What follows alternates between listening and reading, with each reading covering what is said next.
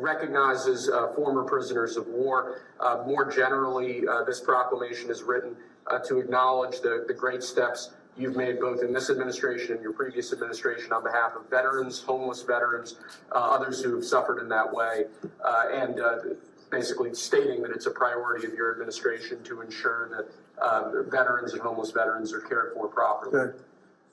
And you know what, they ought to find out who was using that auto pen, because whoever that person was, he or she was like the president of the United States, and I'm against auto pens. I think auto pens are not a good thing, especially when you're talking about documents like we're signing today. If he can't sign, then he can't be president. It's pretty simple. Let's see whether or not he could sign. But I think that should be tested. I really think that should be tested. It's another one.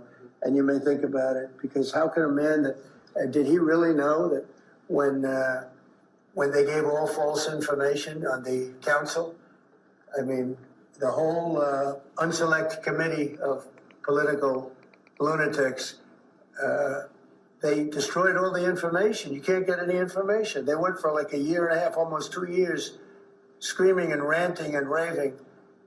Democrats plus two worse than Democrats. You had Cheney, Liz Cheney, and crying Adam Kinzinger. Crying Adam. Every time I looked at him, he was crying. The guy was a crier.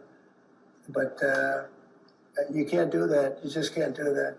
So we're going to find out a lot. I think we're going to find out a lot. These last 3 or 4 have been they've been very, very interesting. We'll see what happens. Sure.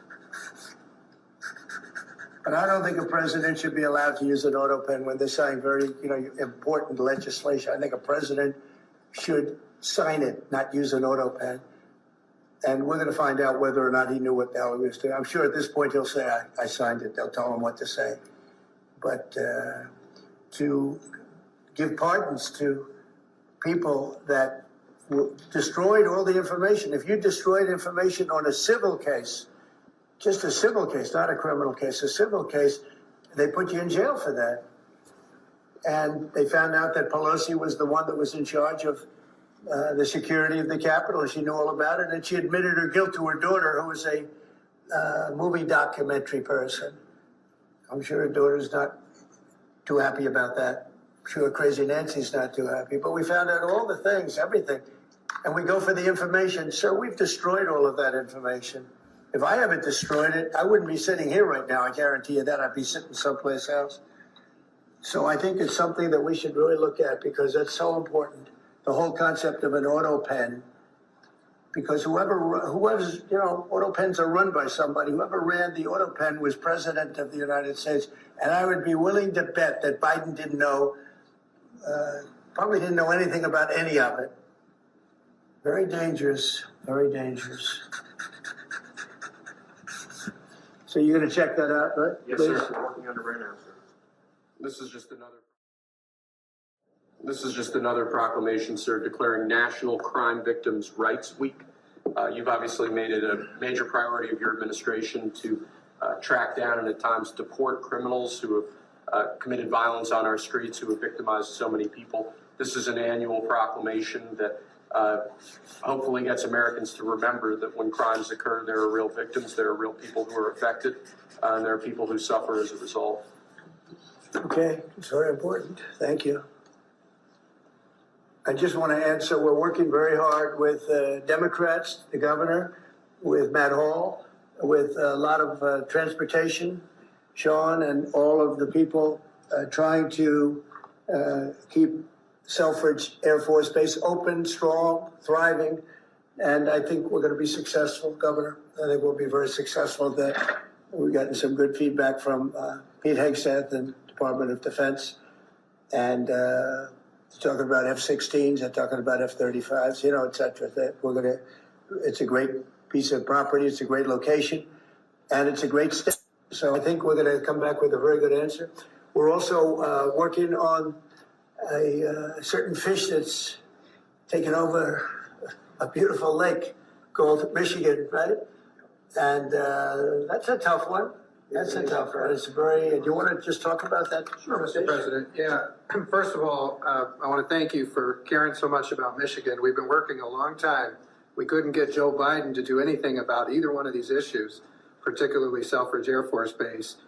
It'll be critical to Michigan's economy and our security when you're able to deliver us another mission there. But on the Asian carp, for years, when Obama was there, we could never get anyone to do anything about this invasive species that's going to destroy our Great Lakes. You know how important recreational fishing and so much of that is to our state.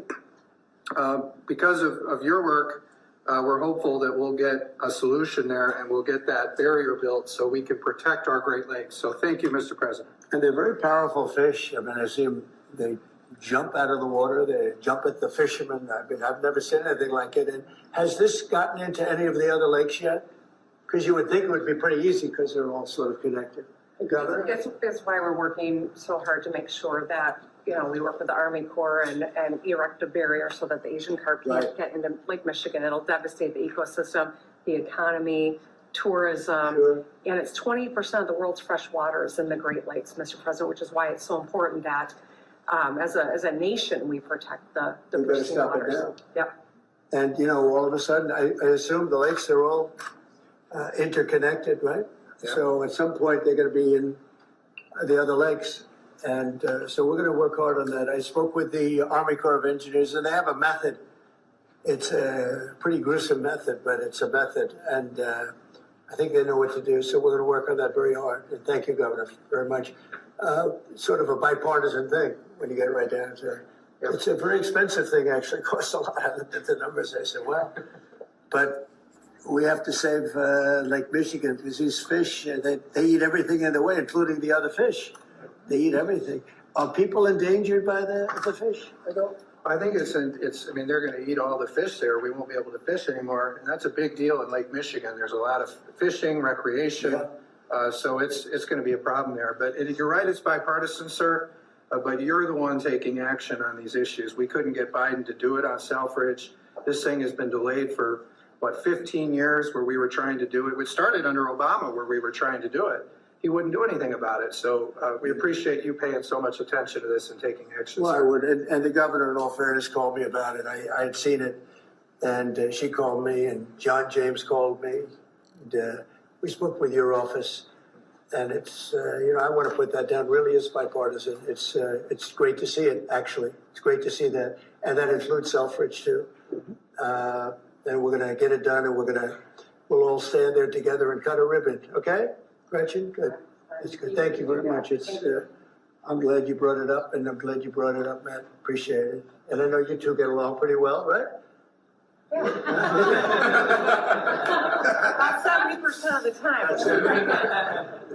I think you do. All right, good. We'll have something to celebrate pretty soon. So pretty sure about that. Okay? Thank you, Gretchen, very much. Okay, do you have any questions? Mr. President, where does the TikTok deal stand, given what we've seen, the tariffs Well, in it's moving China? along, but obviously I would say right now China's not exactly thrilled about signing it. We have a deal with some very good people, some very rich companies that would do a great job with it, but we're gonna have to wait to see what's gonna happen with China. So, Is the president still on the table? no, it's on the table very much. I think China's gonna wanna do it, actually. Mr. President, Can you explain more of what you believe is the end game with China? Are you waiting for President Xi to blink? How do you think this is all going to be resolved? Look, for years we've been ripped off and taken advantage of by China and others, in all fairness, but by China, that's the big one. And it's just one of those things. We're making $2 billion a day right now, this country. $2 billion a day with tariffs. And they were making $2 billion a day. We'll be making more. Now, when you see what happened today, I don't know if it's still there. I looked an hour ago, but we were up like close to 3,000 points. Nobody's ever seen a day like that. I think that's a record, isn't it, fellas? Definitely. Is that a record? It's a big Who would have thought we were going to have a record like that after watching? But because the geniuses of the world, they get it. Our country's very strong. We were left a very, very weakened country. both economically, financially, because of all of the tariffs and all of the other companies just raiding us and ripping us off. And also at the border where 21 million people were allowed to come in. Many of those people were criminals. And, but the people that do this for a living, some of them are very smart and some of them aren't smart at all. But these guys are very smart, and my group is very smart. My whole group is smart. And you've done so amazing on the board. I read the other day that there were 9 people and hundreds of thousands 2 years ago with Biden, and we had 9. We had it down to 9, and they were all let in for medical reasons. They were in bad shape. We let them in for medical reasons, not even for anything else. So you've been amazing. But that's a big thing. I think it's one of the greatest problems that I've never seen anything like it. Open borders, the whole world was emptied out. Prisons from all over the world, from the Congo in Africa, from Africa to Asia, a lot in South America, but it wasn't just South America. Prisons emptied out. And I said it outside with the drivers before, but El Salvador has been amazing, that job that the president's done. He's coming to see me next week, and we look forward to that. But that's really been amazing. Yes. Mr. President, the EU also announced increases in tariffs today. Why not That's treat? bad timing for them. That's bad timing. Why not? They said treat- They didn't put them in. No, they threatened Oh, them, I but they did. picked a later date, which our expectation is Oh. it's going to be later still. Okay, good. I'm glad that they held back. So you were watching the market? If this was the strategy all along to bring them to the table, why did you instruct or advise, or maybe they did it on their own, some of your top aides to say this is not a negotiation, to hold the line, that they were going to hold the line, that you were not going to change Well, a your lot mind? of times it's not a negotiation until it is, and that happens. And, you know, I said outside that you have to have flexibility to do it right, and that's what we have. We brought everybody to the table, and it may not be a negotiation. It may not last. I mean, you know, things may be asked that I think are not fair to us. Look, we've been ripped off by essentially everybody for 35 years. This is not just a new thing. And Roger Penske just left. He's a great gentleman, great man, actually. And he said no other president would have had the guts to do this. And I believe that's right. They wouldn't have done it. They should have done this a long time ago. A long time ago, they should have done it. I started it with China. I took in hundreds of billions of dollars in tariffs and taxes from China in my first term. And we greatest ever in the history of our country. But it had to be done. It's something that had to be done. Mr. President, thank you so much. Which countries will be negotiating first? Do you have any criteria? Because, for example, Brazil and the UK, they do not have deficits with the US. They have a surplus. They do not have a surplus. They have deficits with the US. So what is the criteria? And also, would you consider talking or meeting with Xi Jinping? Oh, sure. He's a friend of mine. I like him. President Xi, I like him. I respect him. But they haven't treated our country right. Sure, I'd meet with him. On the other countries, we have Japan is here, and South Korea is here, and others are here, and we're trying to see them. It's from what I hear, it's much more than 75. I said 75 plus. So many. It's everybody wants to make a deal, actually, and you know we want to do what's right for our country. We also want to do what's right for the world. The world is important. I mean, you know, it's the world, right? And I think we're going to make a lot of people very happy. And I think investing in the United States of America will be the greatest investment that anybody's ever made. So would you like to see the sectoral tariffs, so the pharmaceuticals, steel, is that something you're still considering moving forward? Yeah, well, I will be because we want them coming back. You know, we realized during COVID that we don't make our drugs and our pharmaceuticals in this country. So I realized that. And it was a big realization. We had to go to China to get drugs. We had to go to other places. I won't even mention the names, but we had to go to other places. We don't make it. And that's because we let them leave. And now if they want to come back, we're going to put tariffs on the pharmaceutical companies, and they're going to all want to come back. They're going to come back. I'm not going to pay them any money like Biden with the chip deal. That chip deal was horrible. They give billions and billions of dollars to chip companies. All they have is money. They have so much money. and they give billions of dollars, and they're just going to keep the money. They're not going to spend it. And the only thing that's going to bring them back is you say, we have a barrier. You have to pay 50% or 100% or 200%. And if they have to pay that, they're going to say, we're not going to pay that. We're going to build here. And that's what happened. We're the biggest, most prestigious chip company in the world, spending $200 to $300 billion, think of that, $1 billion to build essentially one massive plant. It'll be one of the largest plants in the world. And we're going to get them very quickly. We're going to get them energy. We're going to get them the electricity they need and the energy that they need. And it'll be approved by Lee Zeldin, a total professional. And it'll be approved very quickly. They'll get their zoning very quickly. They'll have everything done in a matter of months. Thank you, sir. You've procured a record amount of private sector investments since your election, $7 trillion. You talked about the importance of all that. Can you talk about how these investments will have a positive impact on families who felt like the previous economy left them behind, and why your executive orders on coal yesterday is so important given the amount of manufacturing that you're ushering back in? Good, thank you. And which is correct. We have, I would say, more than $7 trillion now, right, of investment coming in. Apple is coming in for $500 billion alone. We have other companies coming in with massive numbers. We have car companies that are coming in. No, we've never seen anything like it. Maybe in the 1940s or 50s or something, but we've never seen anything like it. They had 3 plants canceled in Mexico. Not that we want to hurt Mexico, but we're for us.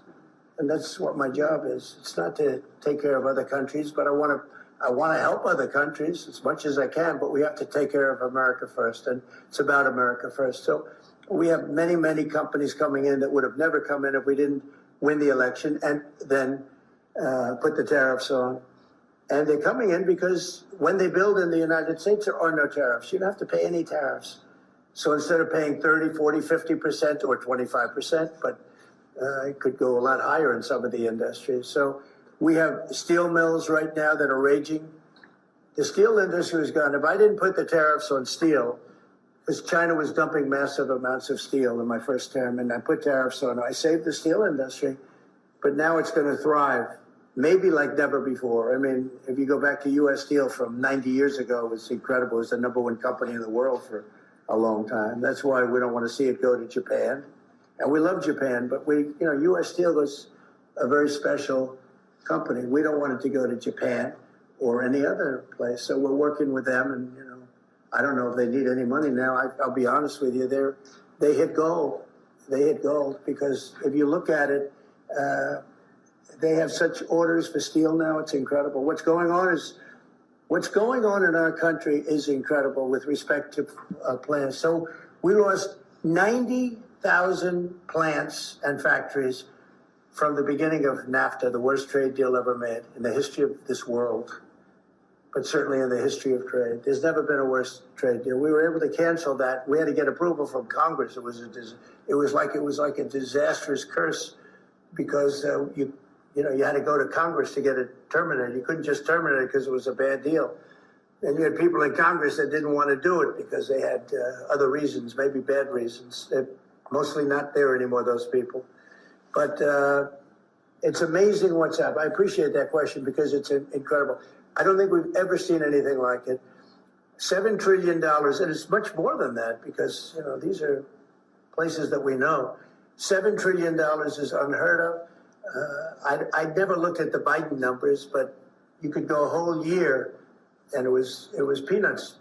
Everybody was leaving. They weren't coming in, they were leaving. And that means jobs are leaving.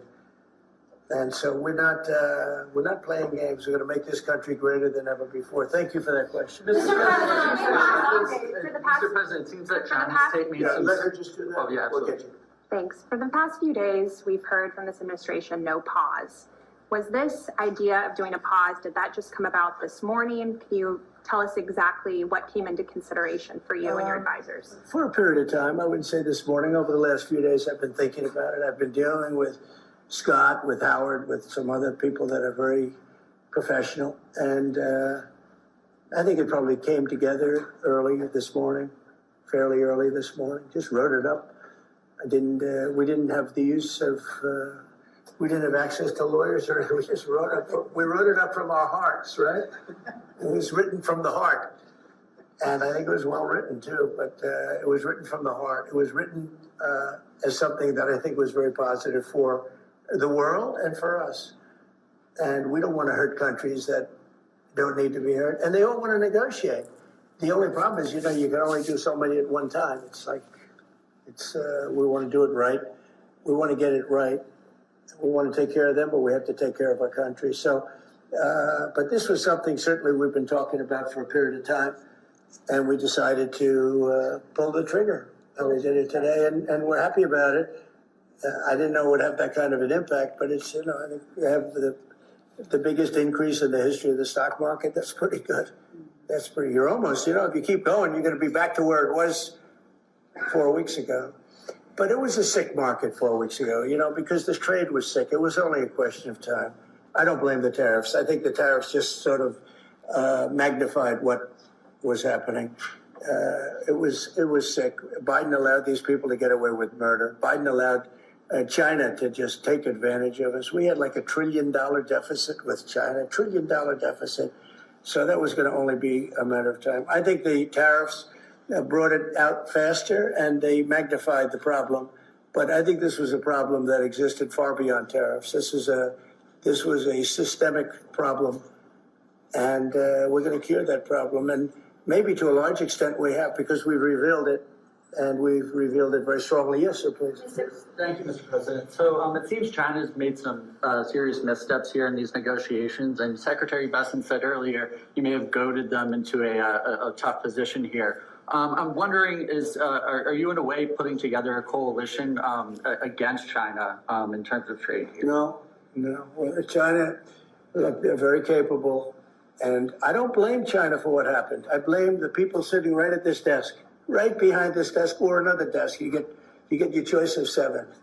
I happen to pick the Resolute, but I blame the people sitting behind in this chair, behind this desk, for being stupid, incompetent, or not having courage. This should have been done years ago.